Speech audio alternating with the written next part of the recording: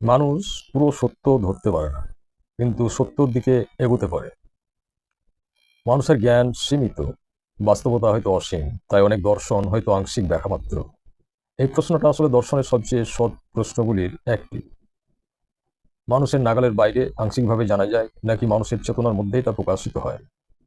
সময়ের নির্যাস একসঙ্গে পাওয়া যায় না, প্রকাশ বড়ই কঠিন। সময়ের নির্যাস একসঙ্গে পাওয়া যায় না, এটা মানব অভিজ্ঞতার খুব গভীর একটা সত্য। সময়, অভিজ্ঞতা ও চিন্তার স্তর মিলেই মানুষ ধীরে ধীরে উপলব্ধিতে পৌঁছায়। মানুষ পুরো সত্য ধরতে পারে না, কিন্তু সেদিকে আগাতে পারে। এটা আসলে জ্ঞান অনুসন্ধানের এক নম্র অবস্থান। ইতিহাসে অনেক চিন্তাবিদ এমন নম্রতার কথা বলেছেন। উদাহরণ হিসাবে প্রাচীন গ্রিক দার্শনিক যেমন সক্রেটিস বলেছিলেন, আমি শুধু এইটুকু জানি যে আমি কিছুই জানি না। এতে বোঝানো হয় যে নিজের সীমাবদ্ধতা বুঝতে পারাই জ্ঞানের শুরু। যেমন 20 বিভক্ত 3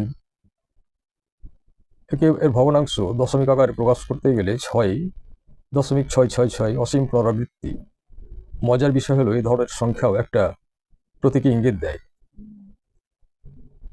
সব সত্য বা ফলাফল সর্বদা নিখুঁত পূর্ণ সংখ্যায় ধরা পড়ে না, কখনো তাই চলমান, পুনরাবৃত্তি বা অসীম বা প্রসারিত। অনেক সময় দর্শনে চূড়ান্ত শেষ উত্তর পাওয়া যায় না, বরং আমরা পাই নতুন ভাষা, নতুন রূপক, নতুন বোঝার পদ্ধতি। অর্থাৎ প্রশ্নের সমাধান সবসময় সংখ্যার মতো নির্দিষ্ট ফল হয় না, বরং বোঝার দিগন্ত খুলে যায়। এভাবে আমরা জানি যে আমরা কিছুই জানি না। এই উক্তি যিনি জনপ্রিয় করেছিলেন সক্রেটিস, তার দর্শনের মূল কথাই ছিল সত্যের দিকে যাওয়ার প্রথম ধাপ হলো নিজের অজ্ঞতাকে স্বীকার করা। এটা এক ধরনের বৌদ্ধিক নম্রতা। এখানে সংখ্যা থামে না, কিন্তু তার প্রকৃতি জানা যায়।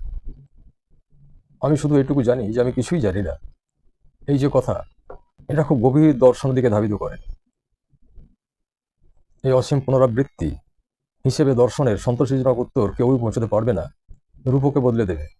এটাই কারো কারো কাছে যথেষ্ট। দর্শনে অনেকটা এমনই, হয়তো আমরা শেষ সীমা ধরতে পারি না, কিন্তু তার প্রবণতার দিক, গঠন বুঝতে পারি। এটাই অনেক চিন্তাবিদের কাছে যথেষ্ট। রূপক বদলে দেওয়া, এই কথাটি খুব গুরুত্বপূর্ণ। রূপকে বদলে দেবে, এটাই কারো কারো কাছে যথেষ্ট। দর্শনের ইতিহাসে অনেক সময় রূপক জ্ঞানকে এগিয়ে দিয়েছে। যেমন প্লেটো গুহার উপমা দিয়ে জ্ঞানের সীমা বুঝিয়েছিলেন। লর্ডউইন উইনস্টেন বলেছিলেন, দার্শনিক সমস্যা আসলে ভাষার রূপকের ভুল ব্যবহার। অর্থাৎ কখনো কখনো সমস্যার সমাধান হয় না, বরং সমস্যা দেখার ভাষার বদলে যায়। মানুষ সীমিত, প্রশ্ন অসীম, তাই জ্ঞান অনেক সময় পূর্ণ সমাধান নয়, বরং গভীরতার বোঝাপড়া। এটাকে কেউ কেউ বলেন জিজ্ঞাসার পরিপক্কতা। সত্যের কাছাকাছি পৌঁছতে মানুষকে বেশি সাহায্য করবে কোনটি, বা সাহায্য করে কোনটি? যুক্তি, অভিজ্ঞতা, অন্তর্দৃষ্টি ও আধ্যাত্মিক উপলব্ধি। আমরা আলোচনা করব পরবর্তী ধারাবাহিক ভিডিওতে। আজ এই পর্যন্তই। ধন্যবাদ।